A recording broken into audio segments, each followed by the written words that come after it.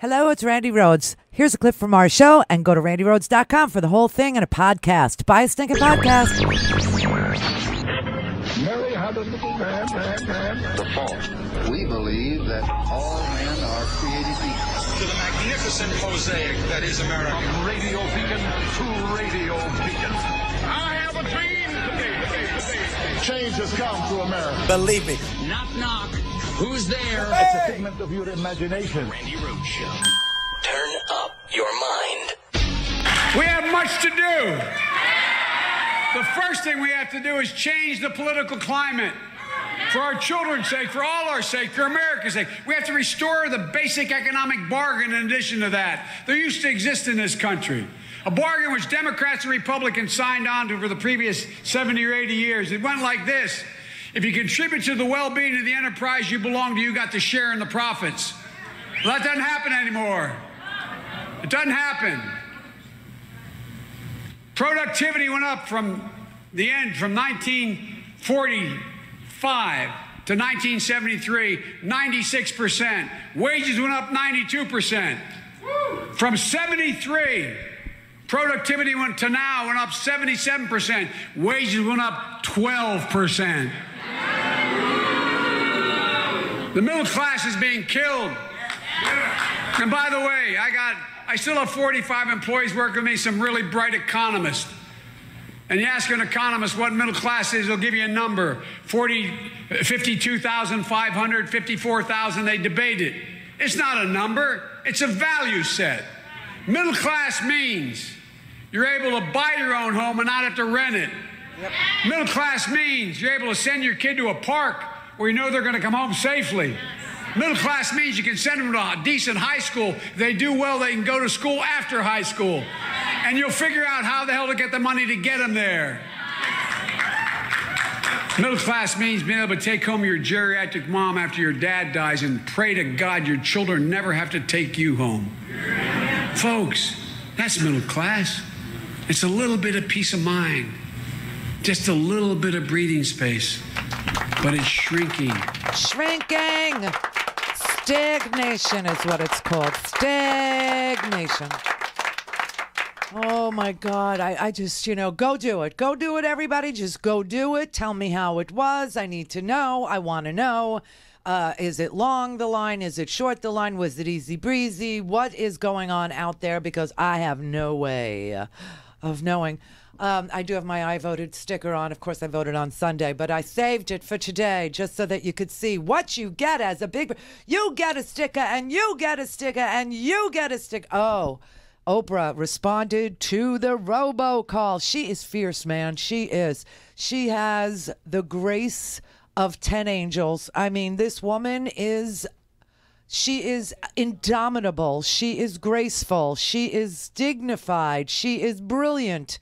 And, when they played that hideous robocall, this white supremacist group, who the media doesn't want to name, they're called something Rising. They're out of Idaho. They're sick individuals. And they've done the robocalls against Andrew Gillum, imitating him with a black voice. They did 2 of those. We had to listen in Florida to jungle music playing over one. Over the other, we had to listen to, like Baptist choral music. And then they did one impersonation. And Oprah heard it, and she was told about it, obviously. And she said... I heard people were making racist robocalls in my name against Stacey Abrams, who I am 100% for in Georgia. I just want to say, Jesus don't like ugly. And we know what to do about that. Vote. Tomorrow, show up and show out. And vote! Amen, sister. How many people are that gentle and genteel? How many people have such a kind and generous heart? That is amazing. She just blows my mind. Because think of all we've been through. Think of everything we've been through. From the Vegas shooting, which we never got a motive. We never found out what that was about, okay? To the Proud Boys beating up people from Oregon to New York City and being invited in by the Republican Party in Manhattan.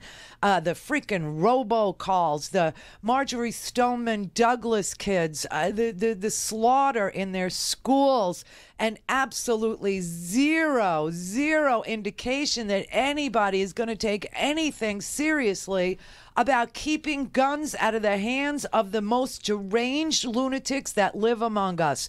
We've had a president tell us this is the best economy in history. Lie. That's why I opened with Joe Biden. From 1945 to 73, when we produced more, we were paid more. 96% increase in production meant a 92% increase in your wages. Now you get 2.9%, and this president thinks that that's victory. Except that inflation is 2.9% or better where you are, depending on gas prices, housing prices, depending on your interest rates on your credit. I mean, this is just insane. So it's stagnating, the whole thing.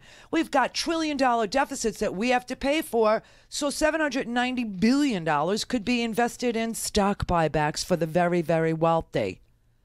We got racism. We got cockroaches coming out of the woodworks because this president has turned the light off on decency and morality. Saying racists are welcome here. There's some very fine people. We went through Charlottesville. We went through family separation, children in cages for weeks, filthy water, not just in Flint anymore. Oh, hell no. It's from New Hampshire to Wisconsin. Iowa, you got 1 in 5 wells poisoned, full of E. coli and fecal matter and what do you call those things? Nitrites. We have algae bloom here in Florida. My eyes have not stopped watering for months. For months.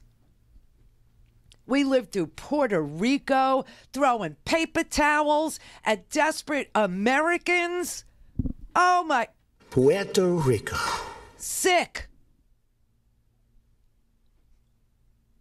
The wave election. They call it a wave election. What does a wave election mean? It means that you have to overcome all the barriers that are put in your way and still make your voice heard. So we've got gerrymandering. We've got a voter suppression.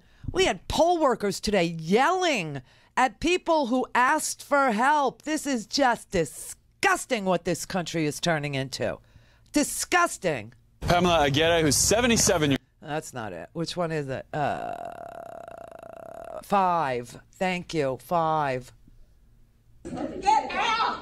Get out. Get out! Get out! You are rude. You are not following the law. That's the voice of a Williamson County election supervisor and judge, Lila Guzman, screaming at a woman who was confused about where she could vote. You must leave the polling booth. You must leave the polling booth. You best leave. As soon as she started getting louder, I was like, this is getting out of hand. So I began to record. The confrontation happened Friday afternoon at the Williamson County Annex in Round Rock.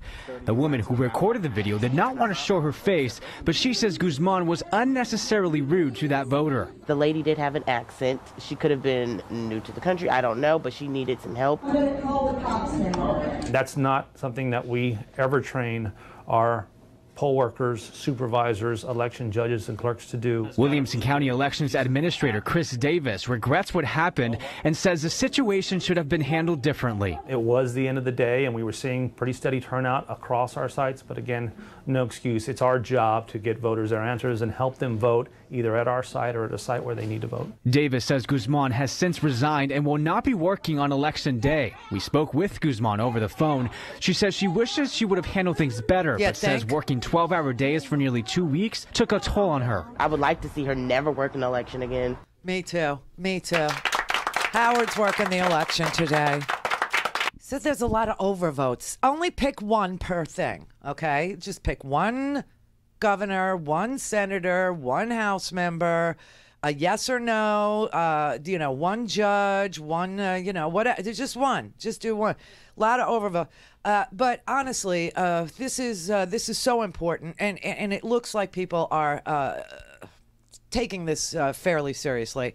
I will say, we've had 36 million voters early vote, 36 million. Sounds like a lot because, in 2014, we had 27 million early vote. And during the presidential election in 2016, we had a total of 137 million people voting. It looks like this election will have a total of about 105 million people voting. Here's the heartbreak. That's still only 45% of eligible voters. This is what America is. I don't understand why that is. But let's do this. Come on, Texas. Come on, Beto. Let's do Nevada. Let's get Jackie Rosen in Nevada, everybody. Jackie. Let's do Jackie. Arizona. Come on, Arizona.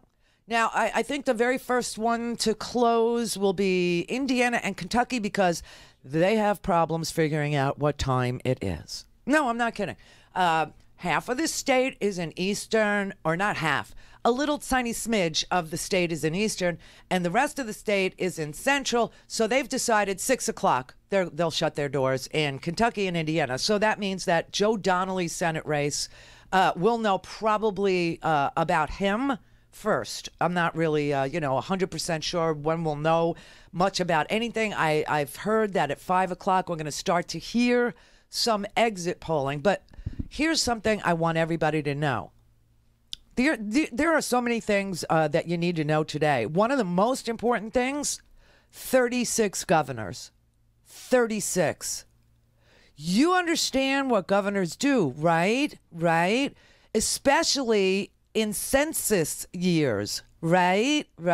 So these governors who could be Democratic right now, who could be Republican right now, could be shown the door, and Democrats could actually walk into the mansions, into the state capitals, and they will be present when the census of 2020 is taken.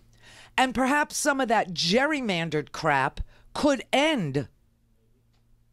Wouldn't that be nice? Then we wouldn't have to talk about wave elections where you have to overcome gerrymandered maps that literally gerrymander us out of being heard. Because the map goes like between my neighbor's house and my house, so they vote over there and we vote over here, even though we talk to each other and we both agree. Do you know what I'm saying? So that's like really super important. I have to tell you, we have 36 governors, 36 of them. And this is one of the biggest stories of the midterm that no one is talking about. You've got Democrats likely to flip some of the most important state houses from red to blue. And that matters because of gerrymandering. That matters for a whole lot of stuff, okay? We have 35 Senate seats. Most of them we are defending. That's the tough part about this particular luck of the draw.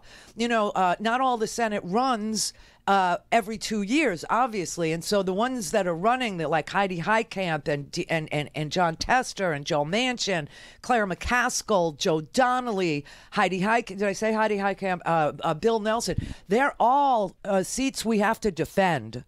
And so that doesn't bode well for us adding, because we're working so hard to defend. So we have that. But remember, all the House members, every single last one of them, 435 House members, each and every one. Iowa 4, Steve King, if I could just get him. Because I know that part of Iowa. I used to be a truck driver. I used to drive through that part of Iowa all the freaking time. That is a really bucolic, very civilized, extremely kind area. I have depended on the kindness of strangers in that area for, my survival, and they are amazing people. It's beautiful. It's rolling hill. It's just, get rid of him, please. This man is deranged. Just as early as yesterday, he was tweeting that maybe Ellen Kagan and Sonia Sotomayor would elope together. I mean, what kind of a guy is this? He's done nothing for you. Just do it. Thank you. Go to RandiRhodes.com for the whole thing and a podcast. Buy a stinking podcast.